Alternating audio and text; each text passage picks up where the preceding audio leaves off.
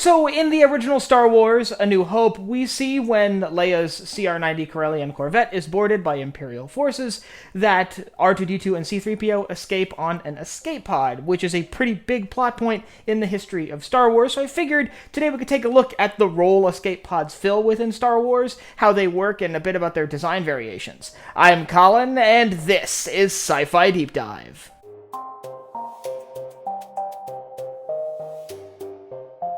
Remember, if you enjoyed this video, to head down below and hit that subscribe button. So, an escape pod might seem like a fairly basic thing. It's a pod that gets crew away from a vessel in distress, but there's actually quite a bit to it, that little nuances and stuff that affect the way these pods work, and their variances between different models, which brings me to one thing I want to get out of the way before we dive into this. Like most of my videos, I'll be focusing primarily on Canon and not Legends, so while Legends had a bunch of different classes of escape pod and named models and stuff like that, Canon has nothing of the sort. They're all just generic escape pods, so I'm going to keep things a little bit generic. Well, there are probably, actually almost certainly, specific classifications for escape pods, specific models of escape pods.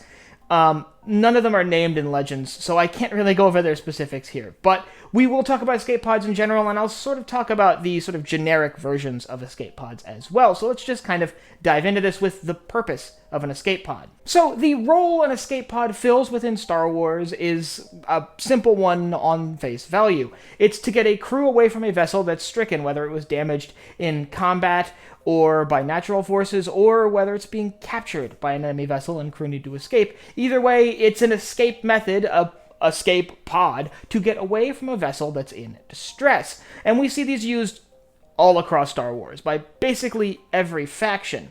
They're on most major capital ships, and even on a lot of civilian passenger vessels as well, as means of allowing the crew and passengers to survive any potential calamity. So there's a very easy analogy to be drawn between these vessels and lifeboats, but there actually are some key differences. Let's start with the most basic escape pod. It is a pod that propels itself away from its host vessel and then slows itself down to float in space near where that vessel was destroyed and await rescue. These seem to be the most common forms of escape pod. It's likely that their propulsion has a very limited fuel supply, so they're really only able to distance themselves a short distance from the vessel that they were deployed from. Now, that being said, there is an advantage to that. If you're expecting rescue, hoping that someone comes looking for that vessel that was destroyed, you can bet they'll start looking in the location that vessel was lost. So that is the most obvious place to put escape pods, but that comes with a challenge. If your vessel was destroyed in combat and your enemy is actively hunting the escape pods, like we see during the Hunt for the Malevolence when the Separatists were trying to keep the existence of the Malevolence a secret, that becomes a liability where those escape pods could easily be targeted by roving enemy vehicles that are patrolling through the debris fields.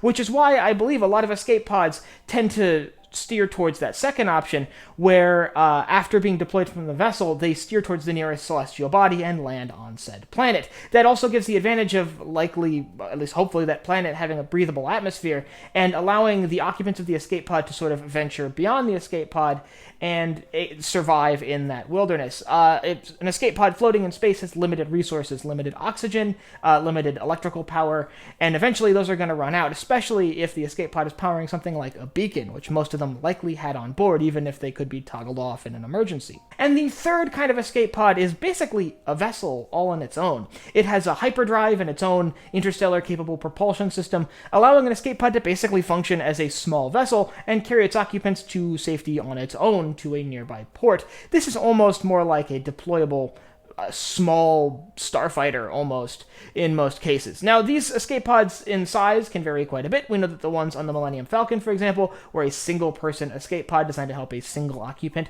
vacate the vessel, while larger ships like the Corellian Corvettes and Imperial-class Star Destroyers have escape pods that sit multiple individuals, up to 6 in the case of the ones on the CR-90. And that makes sense, by the way. These larger vessels have much larger crews and much larger complements of people on board, so you'd have a lot more people to get out of the vessel. So what about their comparison to real-world lifeboats for ships at sea? Well, I think it can be accurate, but there are some distinctions here. Lifeboats from most modern vessels are powered small vessels in their own right, with their own power generation capabilities, usually solar panels, and a small motor that can take them a fairly decent distance from the ship that's lost. I would argue that most escape pods, at least the way they're defined within Star Wars, work more like life rafts, which can be deployed from these vessels. Usually these inflatable rafts are stored in these big cylindrical canisters up on deck, and once deployed, they simply bob at the location that the ship went down and are at the mercy of the tides, and where they end up is where they end up.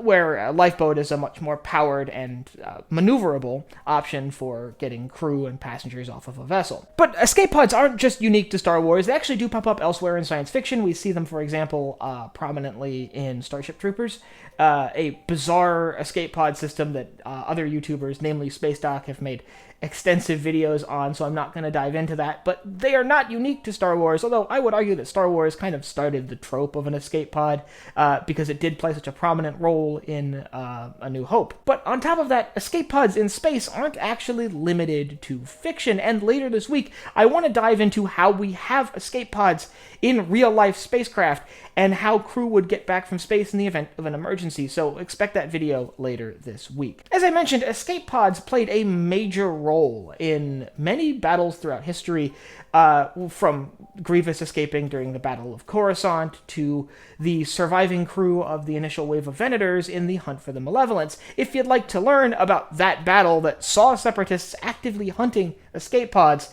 I'll leave a link up here to a battle analysis I have on the Hunt for the Malevolence. And I'd like you to let me know down in the comments whether you think we can even call an escape pod with a hyperdrive and engines that can navigate to other star systems and cross the whole galaxy an escape pod, or is it just a birth ship at that point? And if you have anything else you'd like to see me cover in Star Wars or anywhere else in science fiction, you can let me know down below in the comments. Last but not least, if you enjoyed this video, head down below, hit the like button, the subscribe button, and the bell icon so you get notified when I upload new videos. So for Sci-Fi Deep Dive, I'm Colin, and I will see you next time.